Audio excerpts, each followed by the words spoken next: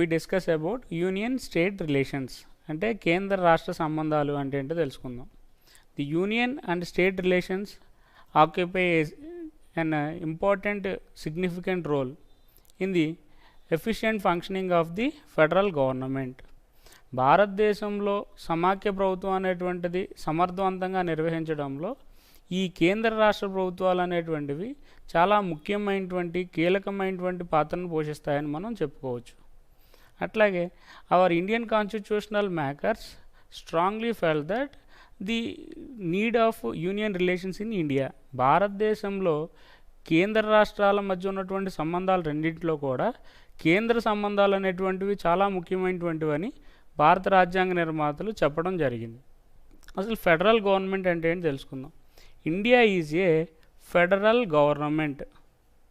భారతదేశం అనేటువంటిది సమాఖ్య ప్రభుత్వము విత్ యూనిటరీ ఫీచర్స్. అంటే ఏకకేంద్ర లక్షణాలు కలిగినటువంటి భారతదేశం అనేటువంటిది సమాఖ్య ప్రభుత్వంగా చెప్పవచ్చు. Unitary features. India is a federal government with unitary features అంటారు. అంటే ఏకకేంద్ర లక్షణాలు కలిగినటువంటి సమాఖ్య ప్రభుత్వంగా భారతదేశం అనేటువంటిది ఉండిందని చెప్పుకోవాలి. అసలు ఇక్కడ మనం యూనిటరీ గవర్నమెంట్ అంటే ఏంటి తెలుసుకుందాం. The term unitary is derived from the 2 Greek words. ఈ యూనిటరీ అనేటువంటి పదము 2 గ్రీకు పదాల కలయిక వల్ల వచ్చిందని చెప్పవచ్చు.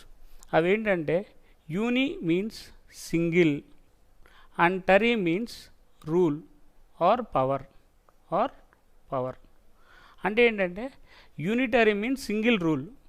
అంటే ఏకకేంద్రం అంటే ఏంటంటే ఏకకేంద్ర ప్రభుత్వం అంటే ఒకే రకమైనటువంటి ప్రభుత్వం అధికారంలో ఉండటాన్ని ఏకకేంద్ర ప్రభుత్వం అంటారు. For example the UK, United Kingdom లేదా బ్రిటన్.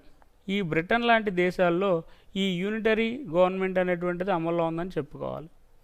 అంటే all the powers of the government are vested with single central government is called unitary government అంటారు.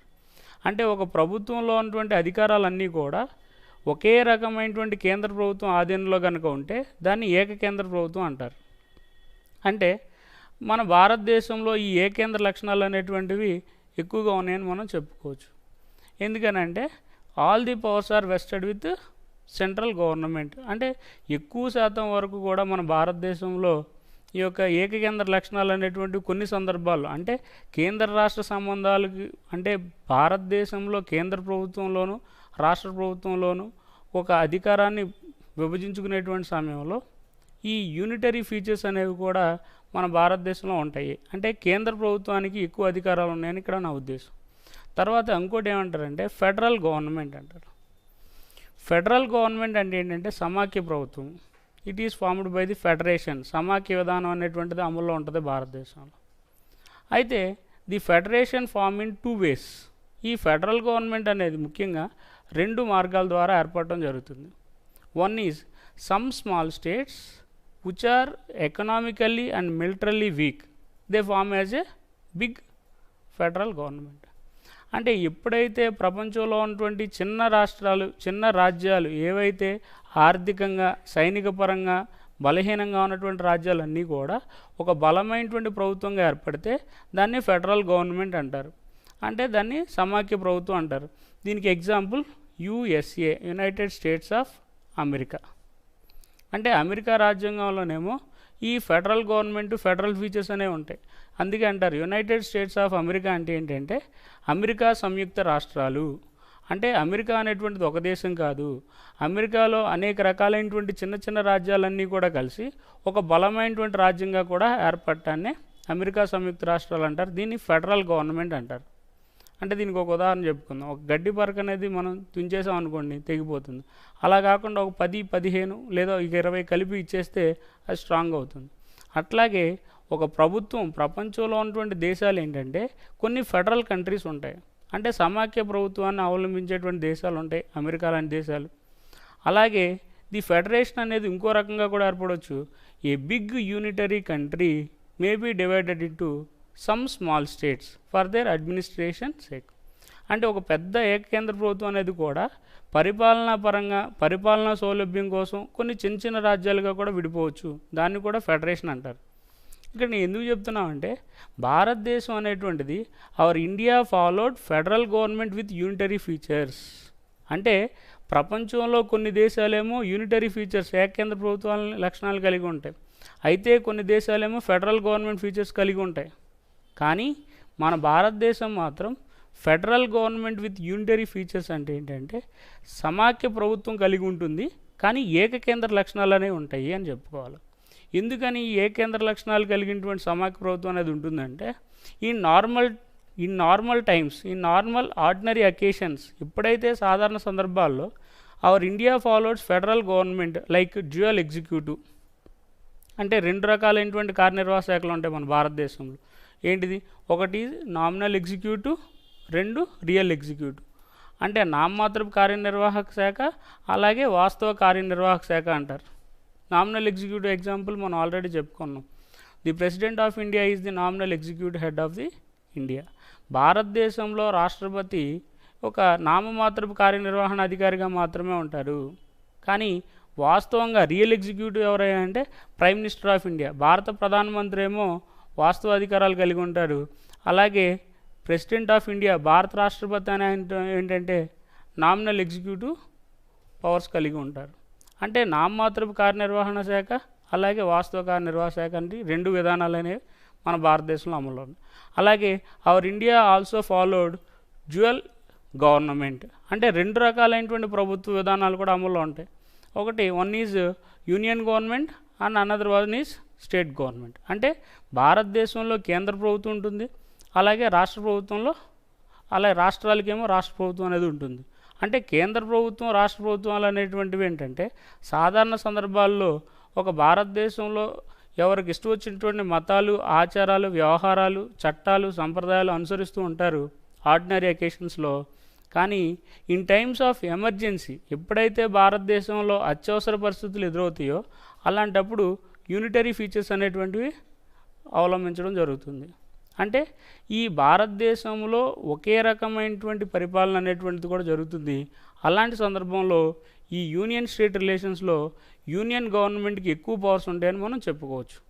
అలాగే ఈ యూనిటరీ గవర్నమెంట్ కూడా సాధారణ సమయాల్లో మన భారతదేశంలో కూడా సింగిల్ సిటిజన్షిప్ అంటారు, followed by the single citizenship. అంటే భారతదేశంలో ఉన్నటువంటి ప్రజలందరికీ కూడా ఏ రాష్ట్రంలో ఉన్నా కూడా వాళ్ళందరికీ ఒకే రకమైనటువంటి ఏక పౌరసత్వ విధానం అనేటువంటిది అమల్లో ఉంటుంది. అట్లాగే సింగిల్ ఇండిపెండెంట్ జ్యుడిషియరీ అంటారు, అంటే ఒకే రకమైనటువంటి న్యాయశాఖ అనేటువంటిది అమల్లో ఉంటుంది. అంటే భారతదేశం మొత్తం మీద కూడా స్వతంత్రమైనటువంటి న్యాయశాఖ అనేది ఉండాలి. అంటే న్యాయశాఖ విషయంలో ఎవరో జోక్యం చేసుకోకూడదని చెప్పేసి మన భారతదేశంలో భారత రాష్ట్రపతి ఆధీనంలో ఈ యొక్క ఇండిపెండెంట్ జ్యుడిషియరీ స్వతంత్రమైనటువంటి న్యాయశాఖ ఉండాలని the supreme court chief justice and high court chief justice R appointed by the president of India. అంటే భారత రాష్ట్రపతి చేత నియమించబడేటువంటి జడ్జిలు అనేవాళ్ళు ఉంటారు.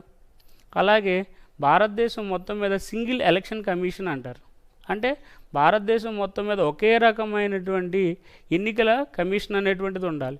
అంటే భారతదేశంలో ఏ రాష్ట్రాల్లో అయినా సరే ఎన్నికలు నిర్వహించాలంటే ఏ ప్రభుత్వంలో ఎవరు అధికారంలో ఉన్నా కూడా నిష్పక్షపాతంగా ఉన్నటువంటి ఎన్నికల సంఘం అనేది ఉండాలి. సో ఇక్కడ మనం ఏం చెప్పుకున్నాం అంటే ది యూనియన్ స్టేట్ రిలేషన్స్, కేంద్ర రాష్ట్రాల మధ్య ఉన్నటువంటి సంబంధాల్లో మన భారతదేశం ఏంటంటే ఈ నార్మల్ కండిషన్స్, నార్మల్ అకేషన్స్లోనేమో ఫెడరల్ గవర్నమెంట్ అనేటువంటిది ఫాలో అవుతుంటుంది. ఇన్ టైమ్స్ ఆఫ్ ఎమర్జెన్సీ, అత్యవసర సమయాల్లో మాత్రం యూనిటరీ ఫీచర్స్ అనే వాటిని అవలంబిస్తుంది. కాబట్టి ఈ రెండు సందర్భాల్లో కూడా ఈ యూనియన్ స్టేట్ రిలేషన్స్ అనేటువంటివి కేంద్ర రాష్ట్ర సంబంధాలు అనేటువంటివి ముఖ్యమైనటువంటి పాత్రను పోషిస్తాయని మనం చెప్పుకోవచ్చు. అలాగే the Indian constitution signifies the part 11 and part 12, part 11 and part 12 articles from 245 to 300 deals with the union and state relations.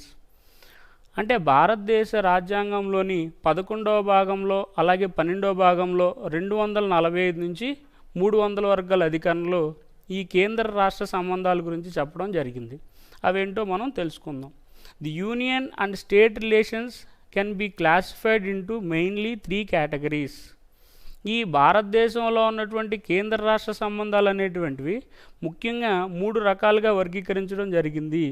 వాటిని ఏమంటారంటే లెజిస్లేటివ్ రిలేషన్స్ అంటారు. లెజిస్లేటివ్ రిలేషన్స్ని తెలుగులో ఏమంటారంటే శాసన సంబంధాలు, అలాగే అడ్మినిస్ట్రేటివ్ రిలేషన్స్ అంటే పరిపాలనాపరమైనటువంటి సంబంధాలు ఉంటాయి, అలాగే ఫైనాన్షియల్ రిలేషన్స్ ఆర్థికపరమైనటువంటి సంబంధాలు కూడా ఈ కేంద్ర రాష్ట్ర ప్రభుత్వాల మధ్యలో సంబంధాలు ఉంటాయంట. అవి ఏంటో తెలుసుకుందాం. The legislative relations part 11 of our Indian constitution chapter 1 భారత రాజ్యాంగంలోని 11వ భాగంలో చాప్టర్ 1లో ఏం చెప్తారంటే articles from 245 to 255 articles deals with the legislative relations. ఇవి ఆర్టికల్స్ అంటే కేంద్ర రాష్ట్రాల మధ్యలో ఉన్నటువంటి శాసనపరమైనటువంటి సంబంధాలు.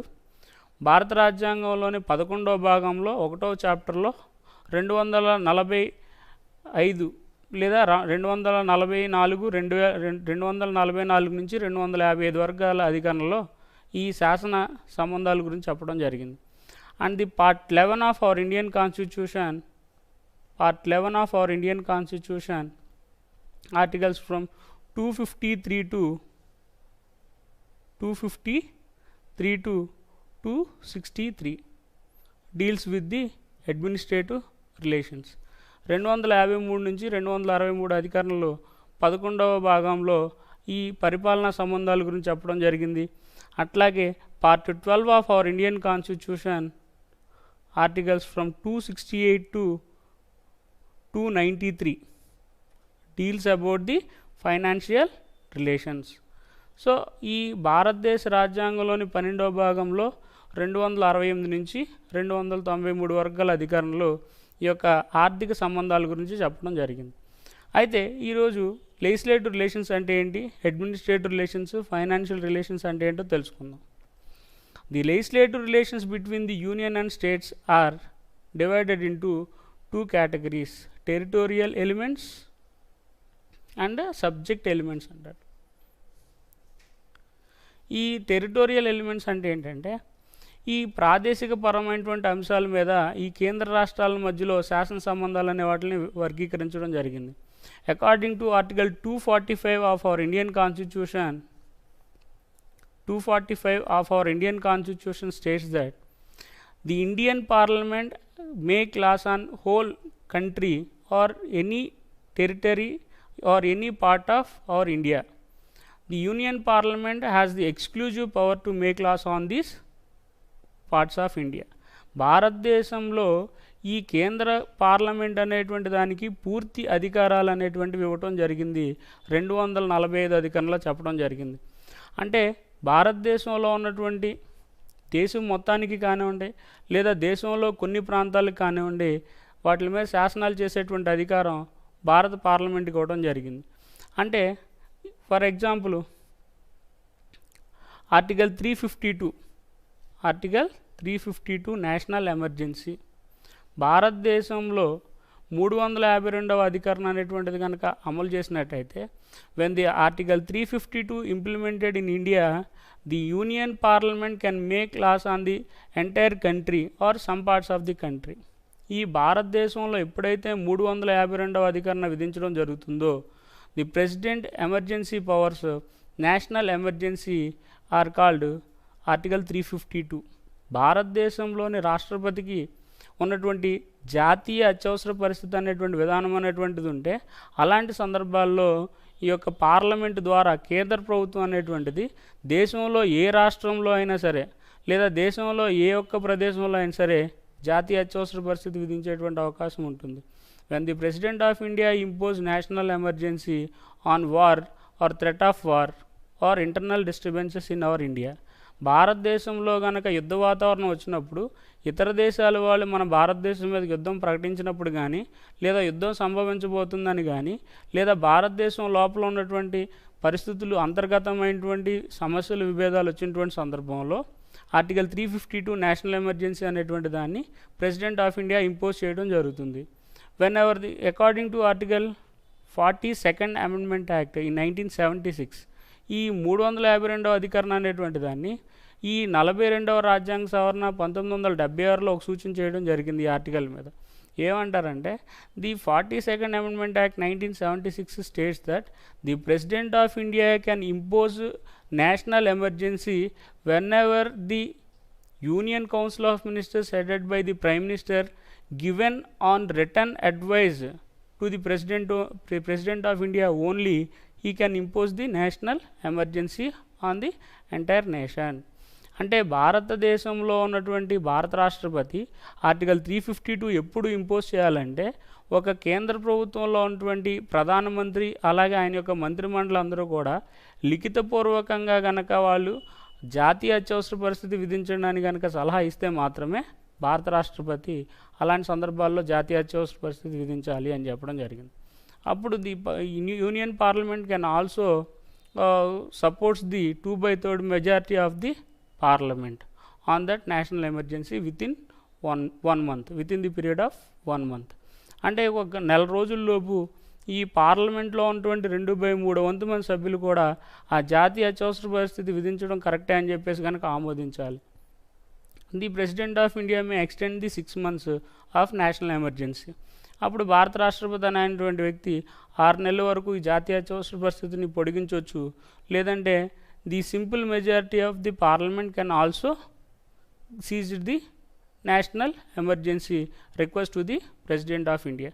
ఈ భారత రాష్ట్రపతికి ఒక సాధారణ మెజారిటీతో ఉన్నటువంటి ఈ యొక్క తీర్మానం చేయడం ద్వారా కూడా భారత రాష్ట్రపతి ఈ యొక్క ఆర్టికల్ 352 నేషనల్ ఎమర్జెన్సీ అనే దాన్ని కూడా రద్దు చేసేటువంటి అధికారం కూడా ఉండటం జరిగింది. అంటే ఇక్కడ మనం ఎందుకు చెప్పుకుంటున్నాం అంటే భారతదేశంలో ఏ ప్రాంతంలో అయినా సరే భారతదేశంలో ఏ భాగంలో అయినా సరే జాతీయ అత్యవసర పరిస్థితి విధించేటువంటి అధికారం భారత పార్లమెంట్కి ఇవ్వడం జరిగింది అని ఇక్కడ మనం చెప్పుకోవచ్చు. అంటే కేంద్ర ప్రభుత్వం అనేది రాష్ట్ర ప్రభుత్వాల్లో శాసనాలు చేసేటువంటి సంబంధాలు కూడా కలిగి ఉంటాయని ఇక్కడ మనం గుర్తుపెట్టుకోవాలి. And also the president of India can also impose article 356 constitutional emergency when the president receives a report from the governor దగ్గర నుంచి ఒక రిపోర్ట్ తీసుకోవడం ద్వారా భారత రాష్ట్రపతి 356 అధికరణ ప్రకారంగా constitutional emergency or president rule అనేదాన్ని ఆ రాష్ట్రంలో ఇంపోజ్ చేయొచ్చు.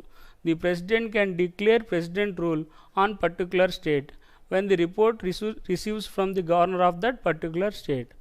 ఆ రాష్ట్రంలో కనుక గవర్నర్ అనేటువంటి వ్యక్తి ఆ యొక్క రాష్ట్రంలో రాజ్యాంగబద్ధంగా ఎన్నుకోబడినటువంటి ప్రభుత్వం అనేటువంటి దానికి మెజారిటీ అనేది సక్రమంగా లేదు అని కనుక నివేదిక ఇస్తే ఆ నివేదిక ప్రకారం భారత రాష్ట్రపతి ఆ రాష్ట్రంలో అక్కడ అత్యవసర పరిస్థితి రాజ్యాంగపరమైనటువంటి అత్యవసర పరిస్థితిని విధించవచ్చు. అంటే ఇక్కడ కూడా కేంద్ర ప్రభుత్వం అనేటువంటిది యూనియన్ రిలేషన్స్ అనేటువంటివి స్టేట్లో కూడా ఇంపోజ్ చేయవచ్చు. అట్లాగే ఇక్కడ the Indian parliament can also make laws on the union territories also. అంటే భారతదేశంలో ఉన్నటువంటి కేంద్రపాలిత ప్రాంతాల్లో కూడా ఈ యొక్క భారత పార్లమెంట్ అనేటువంటిది కొన్ని చట్టాలు చేయొచ్చు. అంటే అకార్డింగ్ టు 245 ఆర్టికల్ ప్రకారంగా the union parliament can make laws on the whole country or any part or any territory of India and also union territories. అంటే భారతదేశం మొత్తం మీద లేదంటే కొన్ని రాష్ట్రాల్లో లేదా కొన్ని కేంద్రపాలిత ప్రాంతాల్లో కూడా ఈ భారత పార్లమెంట్ అనేటువంటిది కేంద్ర ప్రభుత్వం అనేటువంటిది రాష్ట్ర ప్రభుత్వాల్లో జోక్యం చేసుకోవచ్చు అని ఆర్టికల్ 245లో చెప్పడం జరిగింది. Our India consist of 29 states and 7 union territories. భారతదేశంలో 29 రాష్ట్రాలు 7 కేంద్రపాలిత ప్రాంతాలు ఉన్నాయి. సో యూనియన్ టెరిటరీస్ అంటే ఏంటంటే కేంద్ర పాలిత ప్రాంతాలు అంటారు. అంటే కేంద్ర ప్రభుత్వం ఆధీనంలోనేమో కొన్ని రాష్ట్రాలు ఉంటాయి. అంటే కేంద్ర ప్రభుత్వం అలాగే రాష్ట్ర ప్రభుత్వాలు ఉంటాయి. ఈ కేంద్ర ప్రభుత్వం ఆధీనంలో కేంద్ర పాలిత ప్రాంతాలు అనేటువంటివి ఉంటాయి. ఈ 7 యూనియన్ టెరిటరీస్ ఇన్ ఇండియా ఏంటంటే ఒకటి అండమాన్ నికోబార్ ఐలాండ్స్ అంటే అండమాన్ నికోబార్ దీవులు, 2 చండీగఢ్, 3 దాద్రా నగర్ హవేలీ, 4 డామన్ డయ్యూ అండ్ 5 ఢిల్లీ, 6 పాండిచ్చేరి, అలాగే 7 లక్షద్వీప్స్. సో ఇలా 7 కేంద్రపాలిత ప్రాంతాలు అనేటువంటివి ఉన్నాయి. The after formation of Telangana state ఈ 29 స్టేట్స్ కన్సిస్ట్ ఆఫ్ ఇండియా. భారతదేశంలో 29వ రాష్ట్రంగా తెలంగాణ ఏర్పడిన తర్వాత ఈ 29 రాష్ట్రాల్లో 7 కేంద్రపాలిత ప్రాంతాల్లో కూడా ఈ కేంద్ర ప్రభుత్వం అనేటువంటిది పార్లమెంట్ ద్వారా ఏ ప్రాంతంలో అయినా సరే శాసనాలు చేసేటువంటి అధికారం ఉంటుంది. అంటే ఇక్కడ లెజిస్లేటివ్ రిలేషన్స్ అంటే ఏంటంటే శాసన సంబంధాలు between the union and states. కేంద్ర ప్రభుత్వంలో కానీ రాష్ట్ర ప్రభుత్వంలో ఉన్నటువంటి సంబంధాలు అనేటువంటివి ఈ శాసన సంబంధాలు ఎలా ఉంటాయంటే ఈ యొక్క రాష్ట్రాల్లో కానీ కేంద్రపాలిత ప్రాంతాల్లో కూడా శాసనాలు చేసేటువంటి అధికారం ఉండింది. And recently the 31st October 2019 Indian parliament can make laws on the Jammu and Kashmir reorganisation act. అంటే 2019 అక్టోబర్ 31 తర్వాత భారత రాష్ట్రపతి ఒక తీర్మానానికి ఆమోదం తెలపడం జరిగింది.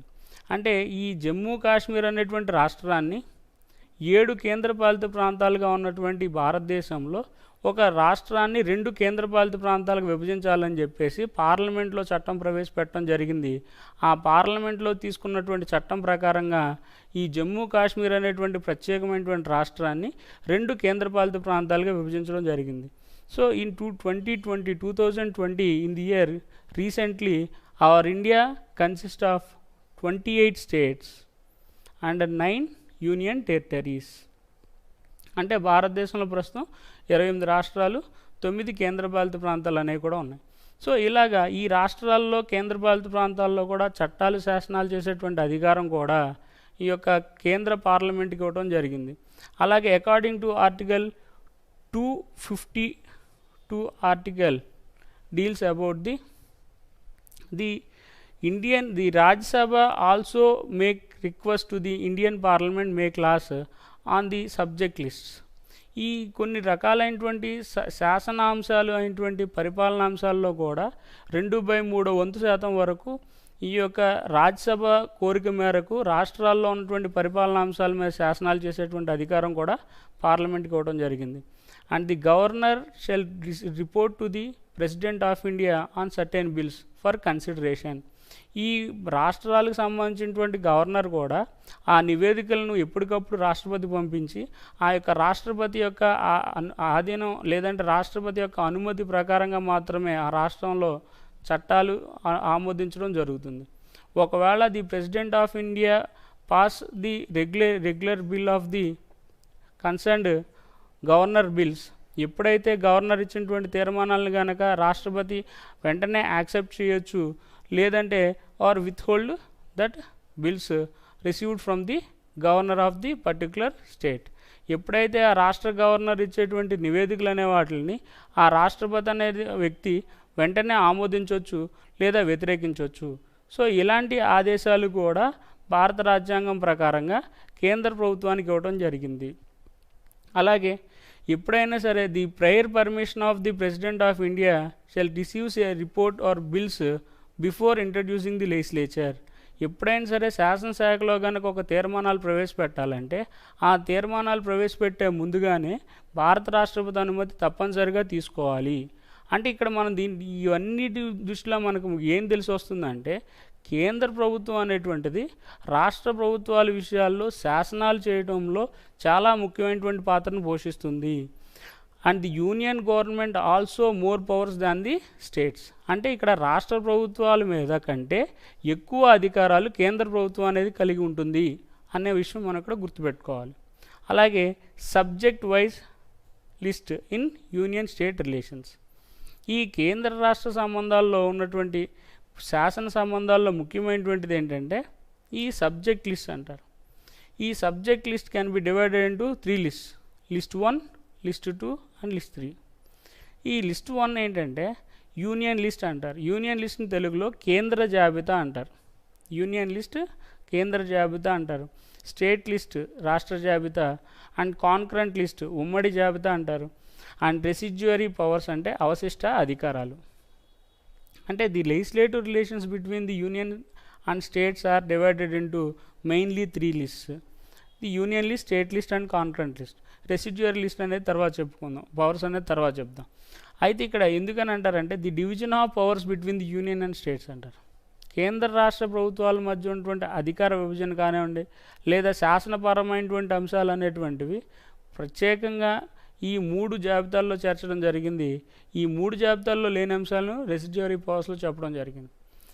The union list contains of 97 subjects or 97 items అంటే ఆఫ్ నేషనల్ ఇంపార్టెన్స్. ఈ భారతదేశం మొత్తం మీద ఉన్నటువంటి అంశాలు ఏదైతే ముఖ్యమైనటువంటి ప్రాముఖ్యత కలిగి ఉన్నటువంటి అంశాలు ఏమంటే ఉంటాయంటే ఈ 97 రకాలైనటువంటి పాలనా అంశాలు. సబ్జెక్ట్స్ అంటే ఆర్ ఐటమ్స్ అంటే ఏంటంటే పాలనా అంశాలు.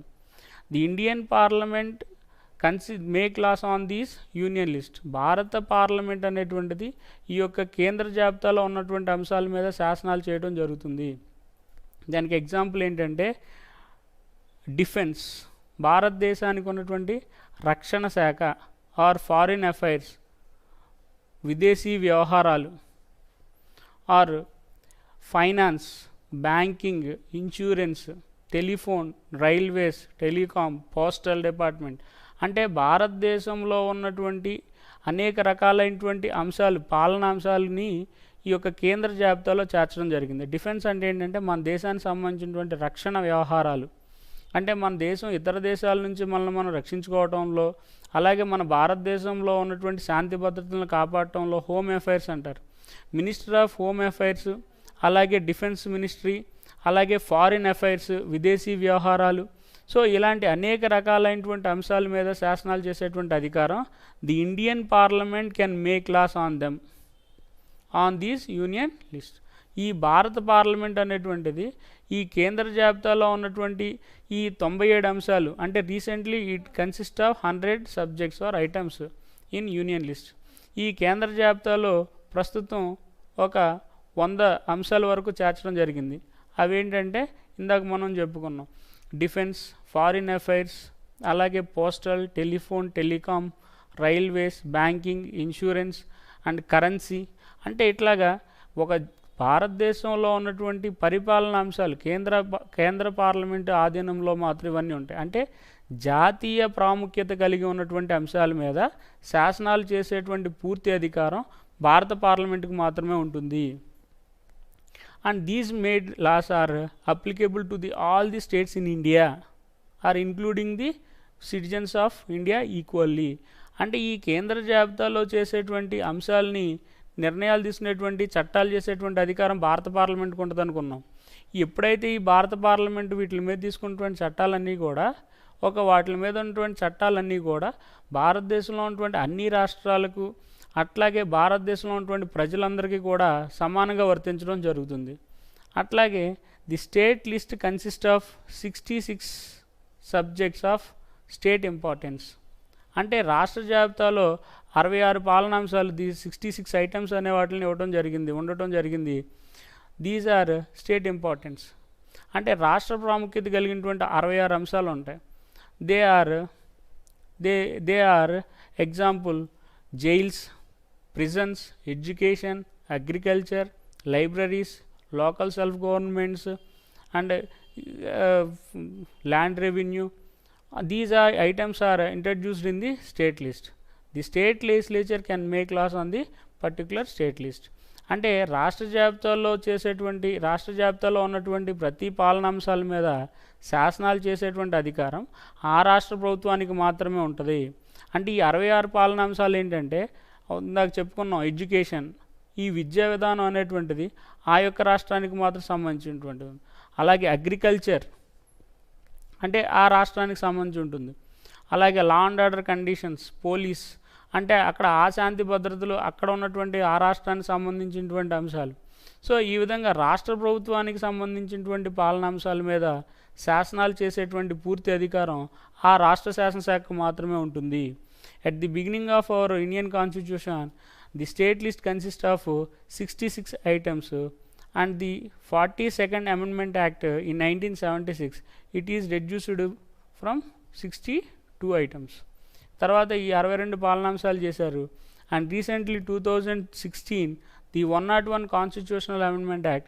At present there are 59 subjects in the state list. ప్రస్తుతానికి ఈ యొక్క 59 పాలనాంశాలు అనేటువంటి వాటిని ఈ రాష్ట్ర జాబితాలో చెప్పడం జరిగింది. సో అంటే ఇక్కడ the state legislature can make laws on the state list. The state legislature only implements these state list and it is applicable only the institutions and individuals of that particular state only. అంటే ఆ ప్రత్యేకమైనటువంటి రాష్ట్రంలో ఉన్నటువంటి ప్రజలకు మాత్రమే, సంస్థలకు మాత్రమే ఈ యొక్క రాష్ట్ర జాబితాలో చేసినటువంటి పరిపాలనా అంశాలు అనేటువంటివి వర్తించడం జరుగుతుంది. ఇంకా మూడోది కాన్కరెంట్ లిస్ట్ అంటారు, అంటే ఉమ్మడి జాబితా. అంటే the both union and state government can make laws on the concurrent list. అంటే ఇక్కడ మనం ఏం చెప్పుకున్నాం, కేంద్ర జాబితాలోనేమో కేంద్ర ప్రభుత్వం పార్లమెంటు శాసనాలు చేస్తుంది, అలాగే రాష్ట్ర జాబితాలో స్టేట్ లిస్ట్లోనేమో స్టేట్ లెజిస్లేచర్ రాష్ట్ర శాసనశాఖ శాసనాలు తయారు చేస్తుంది. ది కాన్కరెంట్ లిస్ట్ అంటే ఏంటంటే ఉమ్మడి జాబితా. అంటే both the parliament and state legislature will make the laws on the concurrent list. ఈ రాష్ట్ర శాసనశాఖ అలాగే భారత పార్లమెంట్ రెండూ కూడా బోత్ ఈ made laws on the concurrent list. ఈ ఉమ్మడి జాబితాలో ఉన్నటువంటి అంశాల మీద ఈ భారత పార్లమెంటు రాష్ట్ర శాసనశాఖ రెండూ కూడా శాసనాలు చేయడం జరుగుతుంది. The concurrent list consist of 47 subjects and it will increase the 52 subjects at present. అంటే మొట్టమొదట్లో 47 పాలనాంశాలు చేర్చారు భారత పార్లమెంట్లో. ఈ పాలనాంశాలు తర్వాత 52 పాలనాంశాలుగా స్టేట్ ఐటమ్స్గా చేర్చడం జరిగింది, ఆర్ సబ్జెక్ట్స్గా. లేదా అంటే ఒక భారతదేశంలో ఉన్నటువంటి పరిపాలన మొత్తాన్ని కూడా శాసనపరమైనటువంటి సంబంధాలు, అంటే శాసనాలు చేసేటువంటి అధికారాలు కేంద్ర రాష్ట్రాల ప్రభుత్వాల మధ్య ఉన్నటువంటి అంశాలన్నీ కూడా 3 రకాలుగా విడగొట్టడం జరిగింది. వాటిలో ఉమ్మడి జాబితాలు ఏముంటాయంటే ఫారెస్ట్స్ అంటే అడవులు, లేదంటే వైల్డ్ యానిమల్స్, అలాగే ఫ్యాక్టరీస్, మైన్స్, ఇన్కమ్ ట్యాక్స్. అంటే ఇక్కడ ఫ్యాక్టరీస్ ఉన్నాయనుకోండి, కొన్ని రకాలైనటువంటి ఫ్యాక్టరీస్ కేంద్ర ప్రభుత్వం ఆధీనంలో కొన్ని ఉంటాయి, అలాగే రాష్ట్ర ప్రభుత్వాల ఆధీనంలో కొన్ని ఉంటాయి. అట్లాగే సివిల్ ప్రొసీజర్ కోడ్, అట్లాగే documents, marriages, divorce, so civil procedure code. అట్లాగే కొన్ని రకాలైనటువంటి ఉమ్మడి పాలనాంశాలు, కొన్ని రకాలైనటువంటి అంశాల మీద కేంద్ర ప్రభుత్వం శాసనాలు చేస్తుంది, అట్లాగే రాష్ట్ర ప్రభుత్వాలు రెండింటికి అధికారం కలిగి ఉండేటువంటి దాన్ని ఉమ్మడి జాబితా అంటారు. అట్లాగే రెసిడ్యువరీ పవర్స్ అంటారు. రెసిడ్యువరీ పవర్స్ అంటే ఏంటంటే ఈ అవశిష్ట అధికారాలు అంటారు. The above 3 list which are not mentioned in the above 3 list. ఈ యూనియన్ లిస్ట్లో, స్టేట్ లిస్ట్లో, కాన్కరెంట్ లిస్ట్లో చేర్చనటువంటి అంశాలు, లేనిటువంటి అంశాలు ఏవైతే ఉంటాయో వాటి మీద ఉన్నటువంటి అంశాలన్నింటినీ కూడా రెసిడ్యువరీ పవర్స్లో చెప్పడం జరిగింది. The Indian parliament can make laws on these residuary powers. ఈ భారత పార్లమెంటు మాత్రమే ఈ యొక్క ఈ రెసిడ్యువరీ పవర్స్ మీద శాసనాలు చేసేటువంటి అధికారం ఇవ్వటం జరిగింది. అంటే ఈ కేంద్ర జాబితా, రాష్ట్ర జాబితా, ఉమ్మడి జాబితాలో మిగిలిపోయినటువంటి పాలనాంశాలన్నీ కూడా ఈ యొక్క అవశిష్టాధికారంలో చెప్పడం జరిగింది. దీనికి ఉదాహరణకి information technology, computer, software, hardware ఇలాంటి అంశాల మీద ఏమైనా చట్టాలు, శాసనాలు ఏమైనా చేయాలంటే దానికి భారత పార్లమెంట్లో మాత్రమే చేసేటువంటి అధికారాలు ఉండటం జరిగింది. సో ఈ విధంగా భారతదేశంలో కేంద్ర ప్రభుత్వానికి అలాగే రాష్ట్ర ప్రభుత్వానికి మధ్యలో కూడా ఈ పరిపాలనాపరమైనటువంటి అంశాలని 3 రకాలుగా విడగొట్టడం జరిగింది. అంటే ఇక్కడ కేంద్రపరమైన ఈ legislative relations between the union and స్టేట్స్లో టెరిటోరియల్ ఎలిమెంట్స్ అలాగే సబ్జెక్ట్ ఎలిమెంట్స్, ఈ 2 రకాలైనటువంటి పాలనాంశాలు అనేటువంటి 2 రకాలైనటువంటి శాసనాలు అనేటువంటివి ఉంటాయి. ఈ subject elements can be divided into 3 lists అని చెప్పుకున్నాం. 1 union list, 2 state list, 3 concurrent list which are not mention the above 3 list as called residuary powers అని ఇప్పుడే మనం చెప్పుకున్నాం. సో ఈ కేంద్ర జాబితా, రాష్ట్ర జాబితా, ఉమ్మడి జాబితా అలాగే అవశిష్ట అధికారాలు అన్నీ కూడానేమో కేంద్ర రాష్ట్రాల మధ్య ఉన్నటువంటి శాసన సంబంధాల గురించి చెప్తే, అట్లా కాకుండా భారతదేశం మొత్తానికి కూడా article 245 of our Indian constitution, భారత రాజ్యాంగంలోని 240 అధికారం ప్రకారంగా 45వ అధికారం ప్రకారంగా భారతదేశంలో ఉన్నటువంటి కేంద్ర ప్రభుత్వంలో కానివ్వండి లేదా రాష్ట్ర ప్రభుత్వంలో కానివ్వండి ఈ దేశం మొత్తానికి అలాగే దేశంలో కొన్ని భాగాల్లో, కొన్ని ప్రాంతాలకి లేదా కేంద్రపాలిత ప్రాంతాల్లో శాసనాలు చేసేటువంటి పూర్తి అధికారం ఈ యొక్క పార్లమెంట్కి ఇవ్వడం జరిగింది. అట్లాగే ఈ భారత పార్లమెంట్ అనేటువంటి ఆధీనంలో కొన్ని విషయాల్లో రాష్ట్ర ప్రభుత్వాల్లో కూడా జోక్యం చేసుకోవచ్చు అంటే ఎట్లాగంటే ఈ కేంద్ర పార్లమెంట్ యొక్క అనుమతితోనే ఈ ఆర్టికల్ 352 అనేటువంటిది అమలు చేయొచ్చు. ఇక్కడ మీకు ఒకటి గుర్తుపెట్టుకోవాలి, ఈ ఆర్టికల్ 352 అనేటువంటిది president of India emergency powers కదండి, భారత రాష్ట్రపతి అత్యవసర అధికారాలు కదా, మరి భారత పార్లమెంట్కి ఏంటి సంబంధం అనుకోవచ్చు. The president of India impose president rule the national emergency or president rule according to article 356 or according to article 360 financial emergency.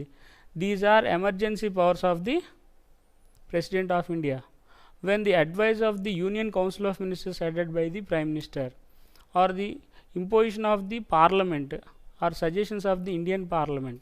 భారత పార్లమెంటు ఇచ్చినటువంటి నివేదిక ప్రకారంగా మాత్రమే ఈ యొక్క భారత రాష్ట్రపతి యొక్క అత్యవసర అధికారాలు విధించడం జరుగుతుంది. అంటే కేంద్ర ప్రభుత్వం అనేటువంటిది రాష్ట్ర ప్రభుత్వాల విషయాల్లో కూడా జోక్యం చేసుకొని అక్కడ శాసనాలు చేసేటువంటి అధికారం కూడా ఉంటుంది ఇక్కడ అని మనం గుర్తుపెట్టుకోవాలి.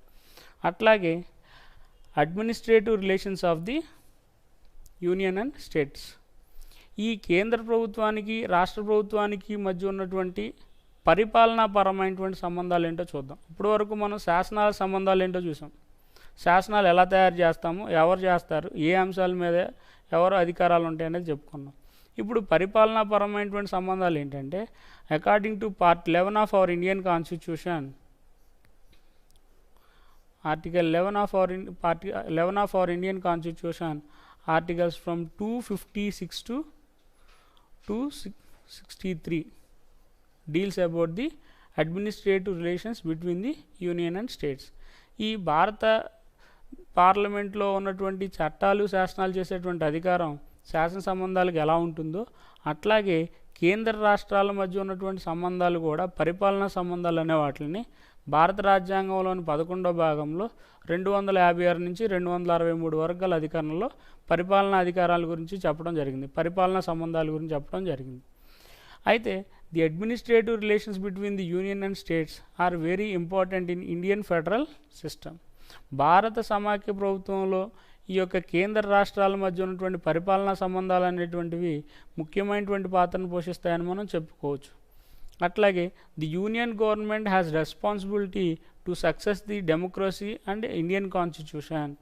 భారత రాజ్యాంగాన్ని లేదా భారతదేశంలో ఉన్నటువంటి ప్రజాస్వామ్యాన్ని విజయవంతంగా తీసుకొని రావడానికి కేంద్ర ప్రభుత్వం అనేటువంటిది ఒక ముఖ్యమైనటువంటి పాత్రను పోషిస్తుందని చెప్పవచ్చు.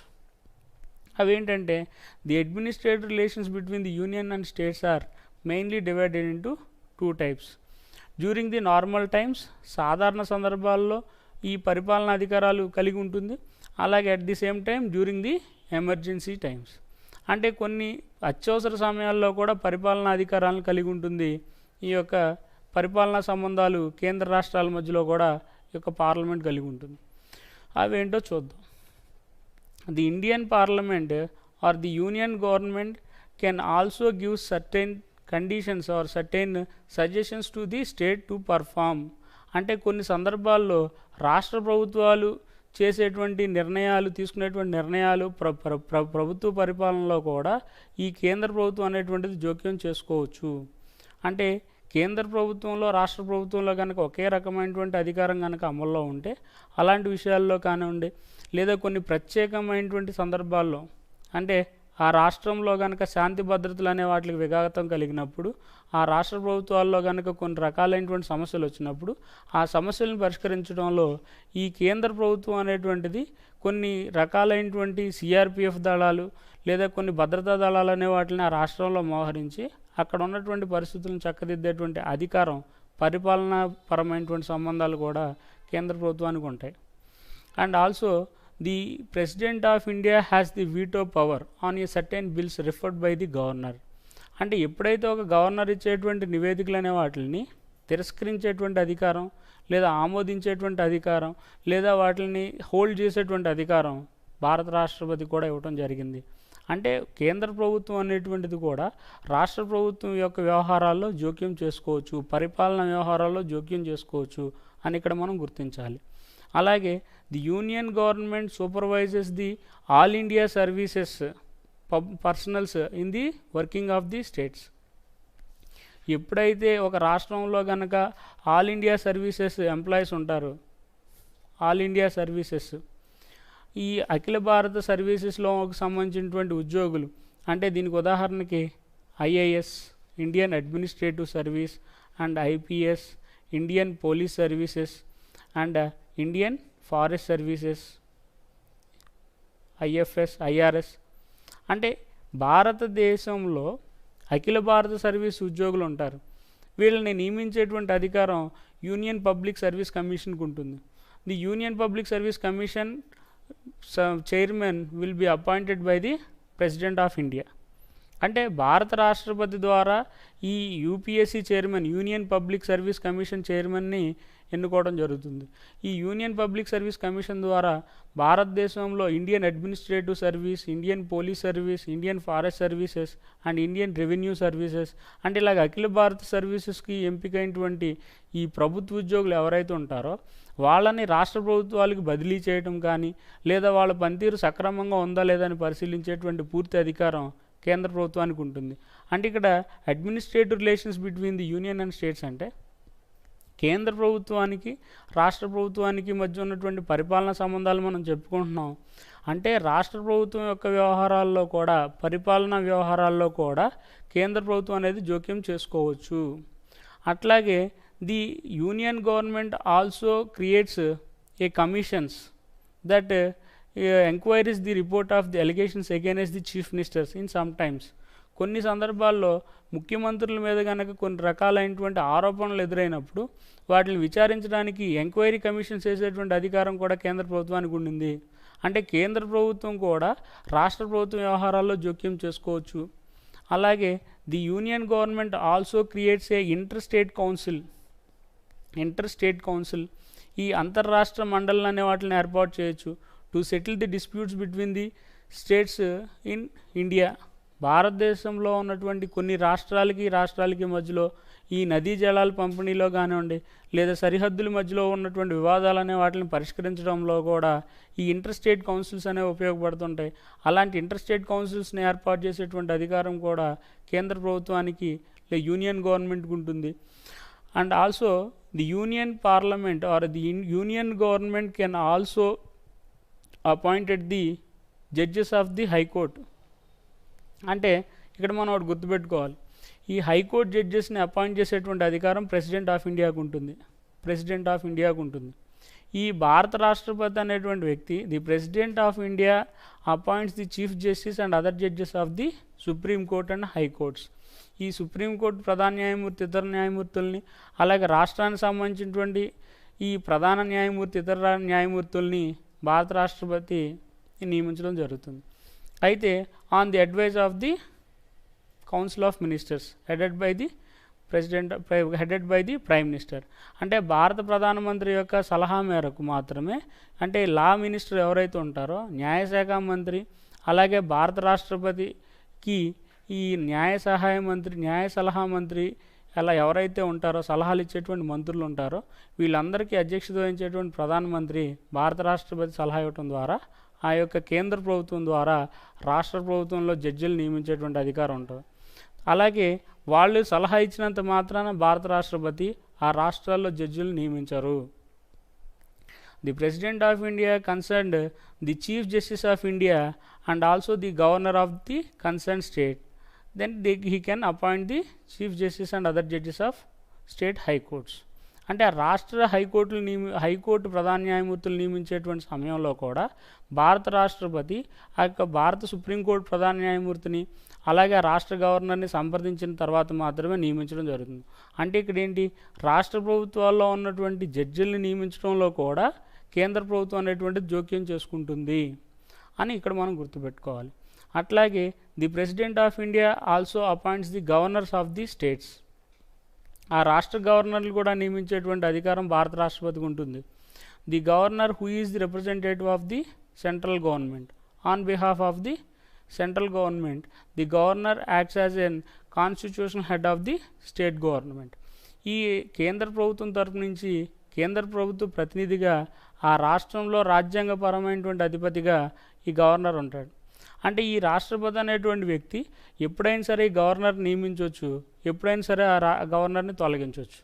సో ఈ సందర్భంలో ఈ రాష్ట్రానికి అధిపతి అయినటువంటి గవర్నర్ ఏం చేస్తాడంటే ఎప్పటికప్పుడు ఆ రాష్ట్రానికి సంబంధించినటువంటి నివేదికలన్నింటినీ కూడా కేంద్ర ప్రభుత్వానికి తెలియజేయడం జరుగుతుంది. సో ఈ విధంగా కూడా కేంద్ర రాష్ట్ర ప్రభుత్వాల్లో కూడా పరిపాలన సంబంధాలు అనేటువంటివి ఉంటాయని మనం గుర్తుపెట్టుకోవాలి. And the controller and auditor general can also checks the reports of the state accounts. ఈ రాష్ట్ర ప్రభుత్వం యొక్క అకౌంట్స్ అన్నీ కూడా సక్రమంగా ఉన్నాయా లేదా అని పరిశీలించేటువంటి అధికారం కూడా కంట్రోలర్ అండ్ ఆడిటర్ జనరల్ కాకుంటుంది. సో ఈ విధంగా పరిపాలనాపరమైనటువంటి అకౌంట్స్ ఈ సక్రమంగా ఉన్నాయా లేదా అని పరిశీలించేటువంటి అధికారం కూడా ఈ యొక్క కేంద్ర ప్రభుత్వం రాష్ట్ర ప్రభుత్వాల విషయంలో జోక్యం చేసుకోవచ్చు. And also the election commission of India, భారత ఎన్నికల సంఘం ద్వారా ఈ యొక్క ఎవరైతే ఎన్నుకోబడినటువంటి కేంద్ర ప్రభుత్వం ద్వారా ఎన్నుకోబడినటువంటి ఈ మిగిలిన భారతదేశంలో ఉన్నటువంటి ఏ ఒక్క వ్యక్తి అయినా సరే, అంటే కేంద్ర ప్రభుత్వం ద్వారా ఎన్నుకోబడినటువంటి వ్యక్తులందరూ కూడా ఈ సెంట్రల్ ఎలక్షన్ కేంద్ర ఎన్నికల సంఘం అనేటువంటి దాని యొక్క ఆదేశాలకు అనుగుణంగా ఉంటుంది. అంటే డ్యూరింగ్ ది నార్మల్ టైమ్స్, సాధారణ సందర్భాల్లో కూడా ఈ కేంద్ర ప్రభుత్వం అనేటువంటిది ఎన్నికల విషయాల్లో కూడా రాష్ట్రాల యొక్క వ్యవహారాల్లో జోక్యం చేసుకోవచ్చు. అట్లాగే డ్యూరింగ్ ది ఎమర్జెన్సీ టైమ్స్, ఇదంతా ఇప్పుడు సాధారణ సందర్భాల్లో ఉన్నటువంటి ఈ యొక్క కేంద్ర రాష్ట్ర పరిపాలన సంబంధాల గురించి చెప్పుకున్నాం. అలాగే డ్యూరింగ్ ది ఎమర్జెన్సీ ఇందాక మనం ఆల్రెడీ చెప్పుకున్నాం. According to article 352 of national emergency, భారతదేశంలో కనుక జాతీయ అత్యవసర పరిస్థితి విధించినప్పుడు, అంటే భారతదేశంలో కొన్ని ప్రాంతాల్లో లేదా కొన్ని రకాలైనటువంటి ప్రదేశాల్లో లేదా దేశం మొత్తానికి కూడా ఈ యొక్క థ్రెట్ ఆఫ్ వార్, అంటే ఇప్పుడు మన భారతదేశంలో ఉదాహరణకి చైనా ఇండో వార్ జరిగింది, ఇండో పాక్ వార్ జరిగింది, అంటే 1962 1965లో యుద్ధం జరిగింది. ఇలాంటి సందర్భాల్లో కూడా ఈ యొక్క భారత రాష్ట్రపతి అనేటువంటి వ్యక్తి ఆ యొక్క దేశం మొత్తానికి కూడా అత్యవసర పరిస్థితిని విధించేటువంటి అవకాశం ఉంటుంది. అట్లాగే according to article 356 constitutional emergency on the advise of the governor, the president can impose president rule on that particular state. ఈ రాష్ట్ర గవర్నర్ అనేటువంటి వ్యక్తి యొక్క నివేదిక అనుగుణంగా భారత రాష్ట్రపతి ఆ రాష్ట్రంలో రాజ్యాంగపరమైనటువంటి అత్యవసర పరిస్థితిని కూడా విధించేటువంటి అవకాశం ఉంటుంది. When the constitutionally elected government fails to carry on the administration on the advise of the governor, the president can impose president rule on particular state. ఎప్పుడైతే ఆ రాష్ట్ర గవర్నర్ ద్వారా ఎన్నుకోబడినటువంటి నివేదించబడినటువంటి ఆ నివేదిక అనే దాన్ని కనుక భారత రాష్ట్రపతి ధృవీకరించిన తర్వాత ఆ ప్రత్యేకమైనటువంటి రాష్ట్రంలో రాష్ట్రపతి పరిపాలన విధించేటువంటి అధికారం కూడా భారత రాష్ట్రపతికి ఉంది. అంటే ఇక్కడ ఈ విధంగా కూడా కేంద్ర ప్రభుత్వానికి రాష్ట్ర ప్రభుత్వానికి మధ్య పరిపాలనాపరమైనటువంటి సంబంధాలు ఉన్నాయని మనం తెలుసుకోవచ్చు. అట్లాగే ది ఆర్టికల్ 360 ఫైనాన్షియల్ ఎమర్జెన్సీ, అంటే భారతదేశంలో ఆర్థికపరమైనటువంటి అత్యవసర పరిస్థితి కూడా విధించేటువంటి అధికారం భారత రాష్ట్రపతికి ఉండింది. When ever the unfavourable economic conditions arising in India, భారతదేశంలో కనుక సరైనటువంటి ఆర్థికపరమైనటువంటి పరిస్థితులు సక్రమంగా లేనటువంటి సందర్భంలో the president can impose financial emergency to entire India. On that situation the president of India can reduce the salaries of the higher officials of the union and state governments. ఈ కేంద్ర ప్రభుత్వంలో రాష్ట్ర ప్రభుత్వంలో ఉన్నటువంటి ఎవరైతే ఉన్నతమైనటువంటి పదవిలో ఉన్నటువంటి వ్యక్తులు ఉంటారో, ఉదాహరణకి supreme court, high court chief justice, other జడ్జెస్కి, అలాగే స్పీకర్ లోక్సభ, డిప్యూటీ స్పీకర్, అలాగే state legislative assembly speaker, deputy speaker, అలాగే president of India and prime minister and his council of ministers, chief minister and his council of ministers, వీళ్ళందరికీ ఇచ్చేటువంటి జీతభత్యాలను కూడా తగ్గించేటువంటి అధికారం భారత రాష్ట్రపతికి ఇవ్వడం జరిగింది according to article 360 of financial emergency. So ఈ విధంగా ఈ లెజిస్లేటివ్ రిలేషన్స్ అలాగే administrative relations of the union government గురించి చెప్పుకున్నాం. మనం తర్వాత ఫైనాన్షియల్ రిలేషన్స్ గురించి నెక్స్ట్ క్లాస్లో చెప్పుకుందాం.